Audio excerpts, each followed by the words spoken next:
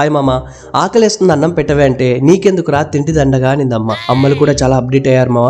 మరి మనం అవ్వకపోతే ఎట్లా? అందుకే సీరియస్గా ఇంట్లో నుంచి వెళ్ళిపోవాలని చెప్పి డిసైడ్ అయిపోయా. అన్ఫార్చునేట్లీ ఇంట్లో నుంచి బయటికి వెళ్ళిపోతే అక్కడ పడే కష్టాలు గుర్తొచ్చి అవసరమా 2 గుడ్లు తీసుకొని ఇంటికి వెళ్ళిపోయి ఆమ్లెట్ వేసుకుంటే అయిపోతుంది కదా అని చెప్పి ఇంటికి వెళ్ళిపోతున్నా. వెల్కమ్ టు కేజే పెంట కేజే వంట. సో ఏం లేదు మామ, కింద మంట పెట్టి దానిపైన ఏదో ఇది పెట్టాలన్నమాట. సో ఇందులో గుడ్డేయాలి. దీనికంటే ముందు ఆయిల్ వేయాలేమో. ఆయిల్ వేస్తే అది అమ్మ వంట అవుతుంది, ఆయిల్ వేయకపోతే అది కేజీ వంట అవుతుంది. సో ఏం లేదు మామ, చేతికి దొరికిందల్లా అందులో వేసేయండి. అంటే ఉప్పు అయితే 2 గ్లాసులు, కారపొడి అయితే మీకు మండినంత, 1 గ్లాస్ వేసుకోండి. పసుపు అయితే ఇష్టం వచ్చినంత వేసుకోండి. మరి దీన్ని ఏమంటారో తెలీదు, ఏదైతే ఏముందిలే వేసేద్దాం. సో ఫైనల్ గా వంట అయితే రెడీ అయింది మామ.